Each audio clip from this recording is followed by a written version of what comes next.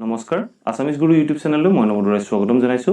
আজি আমি এই ভিডিঅ'টোত শিকিম আমি যিকোনো বাক্য অসমীয়াৰ পৰা ইংৰাজীলৈ কেনেধৰণে ট্ৰান্সলেচন কৰিব পাৰো। আমি ট্ৰান্সলেচন কৰিবলৈ যাওঁতে কিছুমান ৰুল এণ্ড ৰেগুলেশ্যন ফলো কৰিবলগীয়া হয়। কি ৰুল এণ্ড ৰেগুলেশ্যন ফলো কৰিবলগীয়া হয় এই ভিডিঅ'টোত এই সকলোখিনি কম। আপোনালোকে মাত্ৰ ভিডিঅ'টোৰ আৰম্ভণিৰ পৰা শেষলৈকে চাই থাকক। আপোনালোকে ডেফিনেটলি শিকিব পাৰিব ট্ৰান্সলেশ্যন কেনেধৰণে কৰিব পাৰো বা আপোনালোকে কৰা ট্ৰান্সলেশ্যনখিনি আপুনি অলপো ভুল নকৰাকৈ কেনেধৰণে কৰিব পাৰিব এই সকলোখিনি শিকিব এই ভিডিঅ'টোত। সো ভিডিঅ'টো স্কিপ নকৰি আৰম্ভণিৰ পৰা শেষলৈকে চাব। আপোনালোকে ডেফিনেটলি এই ভিডিঅ'টোত শিকিব পাৰিব যে আপোনালোকে ট্ৰান্সলেশ্যন কেনেধৰণে কৰিব পাৰে। সো আহক এতিয়া ভিডিঅ'টো আৰম্ভ কৰোঁ। প্ৰথম বাক্যটো চাওক। প্ৰথম বাক্যটো কি আছে? মই স্কুললৈ তাইৰ লগত যাওঁ। কাৰ লগত যাওঁ? তাইৰ লগত যাওঁ। সো ইয়াত মই আছে। সো আমি ফাৰ্ষ্ট কি কৰোঁ, যিখিনি আছামিজ ৱৰ্ড আছে, আছামিজ শব্দ আছে, সেই শব্দবোৰৰ এগেইনষ্টত ইংলিছ টাৰ্মটো লওঁ। ফাৰ্ষ্ট মই কাৰণে আমি ইউজ কৰিম আই। তাৰপিছত স্কুললৈ কাৰণে আমি ইউজ কৰোঁ টু স্কুল। তাৰপিছত আমি তাইৰ কাৰণে আমি ইউজ কৰিম হাৰ। তাৰপিছত লগতৰ কাৰণে আমি ইউজ কৰিম উইথ। তাৰপিছত আমি যাওঁৰ কাৰণে ইউজ কৰিম গো। সো আমি অসমীয়া শব্দৰ অনুসৰি ইংলিছ টাৰ্ম ললোঁ। এতিয়া আমাৰ কথা হ'ল কি, আমি বাক্যটো এৰেঞ্জ কৰিব লাগে। যিখিনি ৱৰ্ড পালোঁ সেই ৱৰ্ডখিনি গ্ৰামেটিকেলি এৰেঞ্জ কৰিব লাগে। গ্ৰামেটিকেলি এৰেঞ্জ কেনেকৈ কৰিম? Subject plus verb plus object, এইটো ষ্ট্ৰাকচাৰত আমি ফৰ্ম কৰিম। সো এতিয়া কথা হ'ল কি, আমি বহুতকে কোৱা শুনো যে বাক্যটোৰ যিটো ছাবজেক্টটো লিখি উল্টা ফালৰ পৰা আপুনি ৱৰ্ডিংখিনি কৰি আনিলেও বাক্যটো শুদ্ধ হয়। কিন্তু এটা কথা মনত ৰাখিব, প্ৰত্যেকটো বাক্য বা সকলোবোৰ বাক্যৰ ক্ষেত্ৰত সেই নিয়মটো প্ৰযোজ্য নহয়। সো আমি ফাৰ্ষ্ট কি ট্ৰাই কৰিম, subject plus verb plus object হিচাপে আমি এৰেঞ্জ কৰিবলৈ যত্ন কৰিম। সো ইয়াত আমি ছাবজেক্ট কি পালোঁ? ছাবজেক্ট পালোঁ আই। সো আইটো আমি লিখি ল'লোঁ। তাৰপিছত আমাক কি লাগে? ভাৰ্ব কি আছে ইয়াত? ভাৰ্ব যাওঁ মিনছ গো। সো আমি লিখিম আই গো। তাৰপিছত চাওক, তাৰপিছত আমাক কি লাগে? অবজেক্টৰ স্থানত কি আছে? কলৈ যায় আই গো। কলৈ যায়? To school. স্কুললৈ যায়। সো আমি লিখিম আই গো টু স্কুল। এতিয়া চাওক, স্কুললৈ যাওঁ, মই যাওঁ টু স্কুল, স্কুললৈ যাওঁ। কাৰ লগত যাওঁ বুলি ক'লে কি এনচাৰ আহিব? তাইৰ লগত। সো তেতিয়া আমি লিখিম উইথ হাৰ। সো এই বাক্যটোত চাওক, সদায় আপুনি কুৱেশ্যন কৰিব। যেতিয়া আপুনি অবজেক্টটো বিচাৰিব, কোনে গোটেই কামখিনি কৰিছে, কাৰ বিষয়ে এই গোটেই কথাখিনি কোৱা হৈছে। সো মই বিষয়ে কোৱা হৈছে। সো আইটো ছাবজেক্ট। তাৰপিছত আইটো লিখিব। আইটো লিখাৰ পিছত আপুনি কি কৰিব? কুৱেশ্যন কৰিব, আইটোৱে কি কৰিছে, মই কি কৰোঁ বুলি কওঁতে যিটো উত্তৰ ল'ব সেইটো ভাৰ্ব। সো মই যাওঁ গো, সেইটো ভাৰ্বটো আমাৰ ভাৰ্বৰ পজিশ্যনত আহি গ'ল। তাৰপিছত কুৱেশ্যন কৰিব যে মই যাওঁ, কলৈ যাওঁ বুলি কুৱেশ্যন কৰিলে কি এনচাৰ আহিলে? স্কুললৈ যাওঁ। তেতিয়া আমি লিখিলোঁ to school, I go to school. তাৰপিছত আমি কুৱেশ্যন কৰিলোঁ যে কাৰ লগত যাওঁ বুলি কুৱেশ্যন কৰোঁতে এনচাৰ কি আহিলে? With her, I go to school with হাৰ। এই বাক্যটো আমি যদি উল্টা ফালৰ পৰা এৰেঞ্জ কৰিবলৈ যাওঁ কি হয় চাওক। আইটো আমি ছাবজেক্টৰ স্থানত লিখিলোঁ। তাৰপিছত গোটো আনিলোঁ, আই গো। তাৰপিছত কি আহিলে? উইথ। তাৰপিছত আহিব her, I go with her to school. বাক্যটো শুদ্ধ নহ'ল। সো আমি যিমান পাৰোঁ সদায় এইটোৱে যত্ন কৰিব যে subject plus verb plus object যিটো ফৰ্ম হয় সেই ফৰ্মত চেণ্টেন্সখিনি কৰিবলৈ যত্ন কৰিব। যদি এই বাক্যটোত থাকিলে হয় মই তাইৰ লগত স্কুললৈ যাওঁ, তেতিয়া আমি উল্টা ফালৰ পৰা লিখা হ'লে বাক্যটো শুদ্ধ হ'ল হয়। সো এতিয়া আমি নেক্সট এক্সাম্পলটো চাওঁ। নেক্সট এক্সাম্পলটো হ'ল তাই কামটো কৰিবলৈ যত্ন কৰিছিল। কৰিছিল মিনছ পাষ্ট টেন্স। সো আমি তাইৰ কাৰণে ইউজ কৰিম চি। প্ৰথমতে ৱৰ্ডিংখিনি লৈ ল'ব আপোনালোকে। কামটোৰ কাৰণে আমি ইউজ কৰিম দ্য ৱৰ্ক। তাৰপিছত আমাৰ কি আছে? কামটো কৰিবলৈ কাৰণে আমি কি কৰিম? টু লৈ আছে। সো আমি টু ডু। তাৰপিছত আমি যত্নৰ কাৰণে আমি কি কৰিম? ট্ৰাই। সো এইখিনিত মনত ৰাখিব, এইটো পাষ্ট টেন্স, কৰিছিলে বা কৰিছিল এনেধৰণে থাকিলে আমি ভাৰ্বটো সদায় পাষ্ট ফৰ্মত লিখোঁ। সো আমি লিখিম ট্ৰাইড। সো এতিয়া আমি subject plus verb plus object স্ট্ৰাকচাৰত এৰেঞ্জ কৰিব লাগিব সো সাবজেক্ট আমি কি পাম কাৰ বিষয়ে গুটে ঘটনাটো কৈছে কোনে কৰিবলৈ যত্ন কৰিছিলে সো কোনে বুলি কোৱেশ্চন কৰাৰ লগে কি আনসাৰ আহিলে সি আহিলে সো আমি সি লিখিম সাবজেক্ট তাৰ পিছত চাও তাই কি কৰিছিলে যত্ন কৰিছিলে সো আমি লিখিম সি ট্ৰাইড তাৰ পিছত আমি লিখিম ভাৰ্ব টু ট্ৰাইড আমি কি উত্তৰ পালো তাই কি কৰিছিলে যত্ন কৰাটো হল ভাৰ্ব সো সি ট্ৰাইড তাই কি যত্ন কৰিছিলে কৰিবলৈ যত্ন কৰিছিলে সো তেতিয়া আমি লিখিম টু ডু তাই যত্ন কৰিছিলে কৰিবলৈ তাই কি কৰিছিলে যত্ন কৰিছিলে কি কৰিবলৈ টু ডু মানে কৰিবলৈ কি যত্ন কৰিছিলে কৰিবলৈ যত্ন কৰিছিলে কি কৰিবলৈ যত্ন কৰিছিলে বুলি আমি যেতিয়া কোৱেশ্চন কৰিম কি কৰিবলৈ যত্ন কৰিছিলে তেতিয়া আমি পাম যে দা work she tried to do the work means তাই কামটো কৰিবলৈ যত্ন কৰিছিল এই বাক্যটো যদি আমি সাবজেক্টটো লিখি উল্টা ফলৰ পৰা আনো তেতিয়া বাক্যটো শুদ্ধ হয় চাও সি টো আমি আনিলো তাৰ পিছত চাও tried ইয়াটো tried আছে তাৰ পিছত আছে কি to do the work এই বাক্যটো উল্টা ফলৰ পৰা আনিলো শুদ্ধ হয় কিন্তু আপোনালোকে যিমান পাৰে উল্টা ফলৰ পৰা নানি subject plus verb plus object formত বাক্যটো এৰেঞ্জ কৰিবলৈ যত্ন কৰিব নেক্সট সেন্টেন্সটো চাওক তুমি অহাৰ আগতে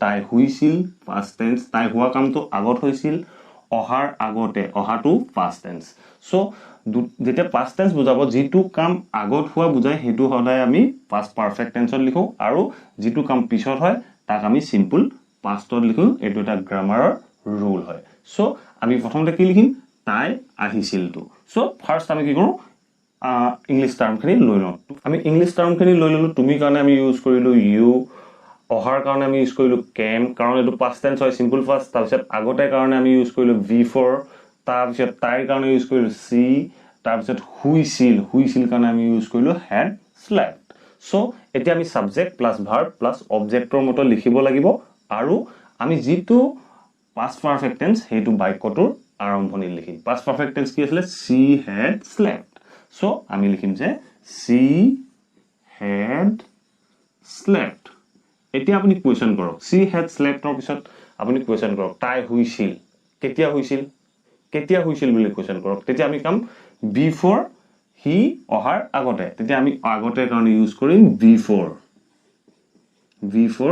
before কি কোন অহাৰ আগতে he বা তুমি অহাৰ আগতে before you তুমি অহাৰ আগতে before you came এনে ধৰণে আপোনালোকে ট্ৰান্সলেচন কৰিবলৈ যত্ন কৰক আপোনালোকৰ ট্ৰান্সলেচন কেতিয়াও ভুল হ'ব নোৱাৰে তাৰ পিছত নেক্সট সেন্টেন্সটো চাও নেক্সট সেন্টেন্সটো হ'ল যদিও মই ইংৰাজী শিকি আছো বাক্যটো ভালকৈ শুনক যদিও মই ইংৰাজী শিকি আছো তথাপিও ক'ব পৰা নাই যদিও মই ইংৰাজী ক'বলৈ শিকি আছো বা ইংৰাজী শিকি আছো তথাপিও মই ক'ব পৰা নাই ইয়াৰ এতিয়া আমি যিখিনি আসামিজ শব্দ হয় সেই শব্দখিনি ইংলিশ টাৰ্মখিনি লৈ লওঁ এতিয়া চাওক আমি যদিও কাৰণে ললো do মই ইয়াৰ আগৰ ভিডিওটোত কৈছো যে যদিও কাৰণে আমি do although even though বা even if ইউজ কৰো যদি সেই ভিডিওটো চোৱা নাই ওপৰৰ আই বটনৰ তলৰ ডেসক্ৰিপচনত তাৰ লিংক পাব আপোনালোকে চাই ল'ব পাৰিব তাৰ পিছত মই কাৰণে ইউজ কৰিলো I ইংলিশ টু ইংলিশে থাকিব শিকি আছো বুলি কওঁতে আমি কন্টিনিউয়াস ফর্ম কৰিব লাগিব সো আমি কৰিম লাৰ্নিং সো আমি যেতিয়া লাৰ্নিং কৰিম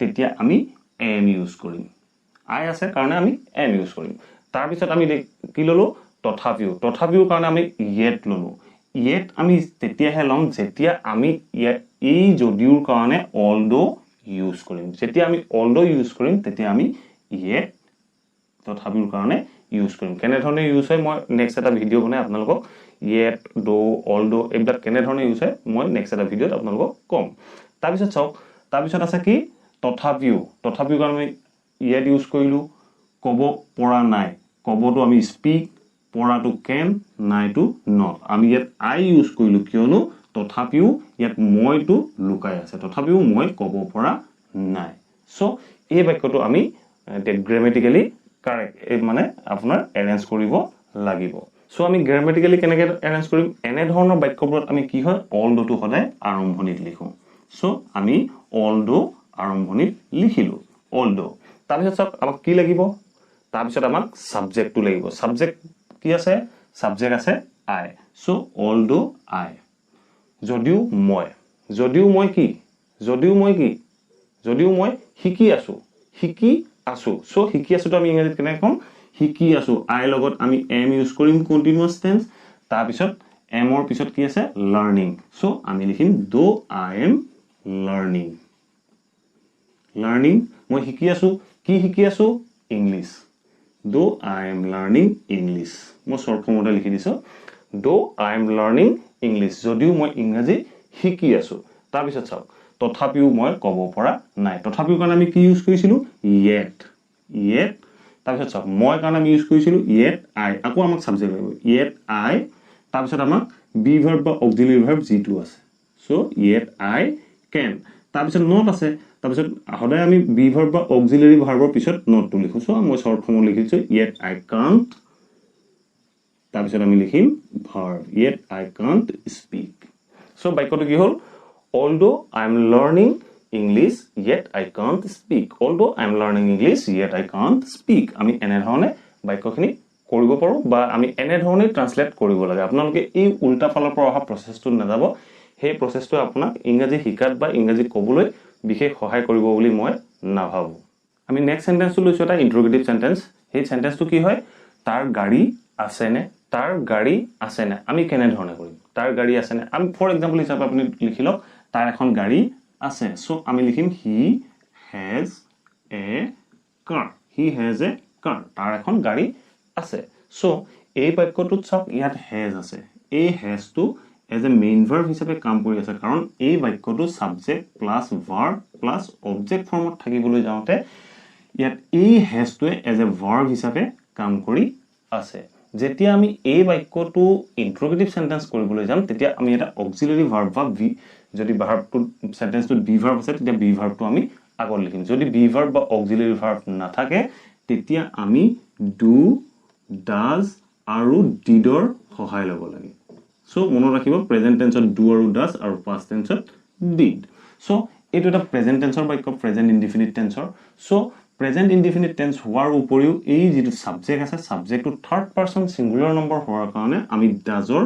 ইয়াত ব্যৱহাৰ কৰিম সো আমি বাক্যটো কেনে ধৰণে লিখিম আমি লিখিম যে প্ৰথমতে ডাজ লিখিম কাৰণ ইন্টাৰোগেটিভ সেন্টেন্স সো আমি ডাজ লিখিলো ডাজ তাৰ পিছত আমি সাবজেক্ট লিখিম ডাজ হি তাৰ পিছত চাও এইখিনি এটা ইন্টাৰেষ্টিং কথা মনত ৰাখিবলগীয়া কেতিয়াও ভুল নকৰিব আপোনালোকে মনত ৰাখি ল'ব যেতিয়া বাক্যটোত হেজ থাকে আৰু যদি আমি ইন্টাৰোগেটিভ সেন্টেন্সটোত does use কৰো তেতিয়া আমি ইন্টাৰোগেটিভ সেন্টেন্সটোত হেই হেজটো আমি have কৰি লিখিব লাগে মনত ৰাখিব যদি আমি লিখো he doesn't have লিখিব লাগিব বা does he have a car আমি এনে ধৰণে ইন্টাৰোগেটিভ সেন্টেন্স কৰিব লাগিব হয়তো আপোনালোকে এটা কনফিউজনখিনি নিশ্চয় দূৰ হ'ল আমি এনে ধৰণৰ বাক্যবোৰ কেনে ধৰণে ইন্টাৰোগেটিভ কৰিব লাগে সো আমি এটা চাও নেক্সট সেন্টেন্সটো কৈছে যে কোনে এইটো কৰিব পাৰিবা কোনে কাৰণে আমি ইন জেনাৰেলি কি ইউজ কৰো হু আমি ইন জেনাৰেল নহয় কোনে বুজাবলৈ আমি হুৱে ইউজ কৰো তাপা এইটোৰ কাৰণে আমি ইউজ কৰিম ইট তাৰ পিছত কৰিবৰ কাৰণে আমি কি ইউজ কৰো জানে নে কৰিব ডু কোনে এইটো কৰিব কৰাৰ ক্ষেত্ৰত আমি ডু ইউজ কৰো তাৰ পিছত পাৰিবৰ কাৰণে আমি কি ইউজ কৰো can পাৰিম বা পাৰিব এবিলিটি যেতিয়া বুজাবলৈ যাও তেতিয়া আমি can ইউজ কৰো আৰু কৰিবলৈ যোৱাৰ ক্ষেত্ৰত আমি do ইউজ কৰো তাৰ পিছত এইটোৰ ক্ষেত্ৰত it আৰু কোনেৰ ক্ষেত্ৰত who সো আমাৰ এটা ফাৰ্স্ট কথাটো হ'ল কি এই কোনেটো আপুনি ধৰি লওক মই কৰিব পাৰো মইটোক আমি whoৰে বুজাইছো বুলি ধৰক তেনে ক্ষেত্ৰত আমি কি কৰিম এই I টো মই প্ৰথমতে লিখিম সাবজেক্টটো সো এই বাক্যটোত আপুনি who টো সাবজেক্ট হিচাপে ধৰি লওক who টো যেতিয়া আমি সাবজেক্ট হিচাপে ধৰিম who তাৰ পিছত চাও বাক্যটোত নেক্সট কি লাগে আমাক যদি বাক্যটোত বি ভাৰ্ব বা অক্সিলাৰি ভাৰ্ব আছে সেই ভাৰ্বটো লিখিব লাগিব subject plus verb plus object form কৰিবলৈ যাওঁতে সো ইয়াত সাবজেক্ট প্লাস ভাৰ্ব প্লাস অবজেক্টটো আছে লগত এটা অক্সিলাৰি ভাৰ্ব বা মডেল ভাৰ্ব আছে can সো আমি লিখিম যে who can কাৰণ চাও কেলে কলো এই who টোক আপুনি I বুলি ধৰি লওক I can do it so আমি I ঠাইত আমি who টো ইউজ কৰিলো তাৰ পিছত can ইউজ কৰিলো তাৰ পিছত আমি কি ইউজ কৰিম ভাৰ্বটো আমি কি আছিলে কৰিবৰ কাৰণে আমি ইউজ কৰিম ডু তাৰপিছত অবজেক্ট কি আছিলে ইট সো আমি কম যে who can do it so আমি যদি এইটো সাবজেক্ট হিচাপে আই টো ধৰো I can do it so I টো আমি উঠাই পিনে কি কৰিলো who can do it so এনে ধৰণে আপোনালোকে আসামিছৰ পৰা ইংৰাজীলৈ যিখিনি ইন্টাৰোগেটিভ সেন্টেন্স হয় ইন্টাৰোগেটিভ সেন্টেন্সখিনি ট্ৰান্সলেট কৰিব পাৰে তাৰপিছত নেক্সট সেন্টেন্সটো চাওক নেক্সট সেন্টেন্সটো কৈছে যে তাই তালৈ কেতিয়া গৈছিল এই বাক্যটো আমি কি কৰো প্ৰথমতে ইংলিশ টাৰ্মখিনি লৈ লওঁ তাইৰ কাৰণে আমি ইউজ কৰিম সি তাৰপিছত চাওক তালৈ কাৰণে আমি ইউজ কৰিম দেয়াৰ তাৰপিছত চাওক কেতিয়াৰ কাৰণে আমি ইউজ কৰিম when তাৰপিছত চাওক গৈছিল বুলি কওঁতে এইটো past tense present tense আমি go past tense ইউজ কৰিম went গৈছিল সো এতিয়া আপোনালোকে খুব সহজে ট্ৰান্সলেচন কৰিব পাৰিব কেনে ধৰণে কৰিব এটা চাওক subject plus verb plus object একেটা ৰুলে আমি ফলো কৰিম subject plus verb plus object এইটো ৰুলে ফলো কৰিম কিন্তু মনত ৰাখিব আমি যেতিয়া ইন্টাৰোগেটিভ সেন্টেন্স টা কৰো তেতিয়া WH ওয়াৰ্ডটো আমি বাক্যটোৰ আৰম্ভণিত লিখো কেনে ধৰণে ইন্টাৰোগেটিভ সেন্টেন্স কৰা হয় তাৰ ওপৰত অলৰেডি মোৰ দুটা ভিডিও বনোৱা আছে সেই ভিডিও দুটাৰ লিংক তলৰ ডেসক্ৰিপচন বক্সত দিয়া আছে আপোনালোকে ইন্টাৰোগেটিভ সেন্টেন্স কেনে ধৰণে বনোৱা হয় স্ট্ৰাকচাৰ কি হয় সেই সকলোখিনি সেই ভিডিও দুটাত শিকিব পাৰিব সো আমি আৰম্ভণিত লিখিম when সো আমি when টো লিখি ললো when ৰ পিছত এটা ভি ভাৰ্ব বা অক্সিলাৰি ভাৰ্ব সো এই বাক্যটোত আপুনি ভি ভাৰ্ব বা অক্সিলাৰি ভাৰ্ব কিবা দেখিছে নাই দেখা আপুনি যেতিয়া ভাৰ্বটো লৈ চাওক ভাৰ্বটো কি আছে went mean past tense হলে আমি কি কৰো ডিডৰ সহায় ল'ব লাগিব যদি বি ভাৰ্ব বা অক্সিলাৰি ভাৰ্ব একো মডেল ভাৰ্ব একো নাথাকে তেতিয়া আমি past tenseত ডিডৰ হেল্প ল'ব লাগে সো আমি লিখিম যে when did তাৰপিছত চাওক এতিয়াহে আমাৰ সাবজেক্টটো লাগিব when did আমি কৰিলো এতিয়া আমাক subject plus verb plus object so আমি সাবজেক্ট কি পাইছিলো তাই সো আমি লিখিম when did she তাৰপিছত আমাক লাগিব কি ভার্ব কি পাইছিলো when did she so verb কি আছিল went অলৰেডি আমি did ইউজ কৰিলো ইয়াত এইটো অলৰেডি past tense বুজালে past tense বুজোৱাৰ লগে লগে আমি এই went টো লিখিম গৈ go when did she go তাপা কলৈ গৈছিল তালৈ কাৰণে আমি ইউজ কৰিম there when did she go there লাষ্টত ইন্টাৰোগেশন মাৰ্ক এনে ধৰণে আপোনালোকে ইন্টাৰোগেটিভ সেন্টেন্সবোৰ খুব সহজে আসামিছৰ পৰা ইংৰাজীলৈ ট্ৰান্সলেট কৰিব পাৰে বা আপোনালোকে এনে ধৰণে প্ৰেক্টিস কৰিলে আপোনালোকৰ যেটো স্পোকেন ইংলিশ হয় ইংৰাজী ক'বলৈ যত্ন কৰে সেই তেনে ক্ষেত্ৰটো আপোনালোকৰ যথেষ্ট সুবিধা হ'ব সো फ्रेंड्स এই ভিডিওটোৰ পৰা আপোনালোকে শিকিব পাৰিলে যে অসমীয়াৰ পৰা আমি বাক্যবোৰ কেনে ধৰণে ইংৰাজীলৈ ট্ৰান্সলেট কৰিব লাগে বা কেনে ধৰণে ট্ৰান্সলেট কৰিলে আমি ভুল হোৱাৰ সম্ভাৱনা খুব কম থাকে সো আশা কৰো আপোনালোকে ভিডিওটো ভাল পালে যদি ভাল পালে প্লিজ লাইক কৰিব শেয়াৰ কৰিব কমেন্ট কৰিব আৰু কমেন্ট কৰি মোক জনাব আপোনালোকে ভিডিওটো চাই কেনে পালে আৰু যদি চেনেলটো এতিয়াও সাবস্ক্ৰাইব কৰা নাই প্লিজ সাবস্ক্ৰাইব কৰি লব আৰু কাষতে থকা বেল বুটামটো দবাই অল নটিফিকেশন অন কৰি লব যাতে মোৰ আপকামিং ভিডিওবোৰ আপোনালোকে টাইম মতে পাই থাকে thank you for watching the video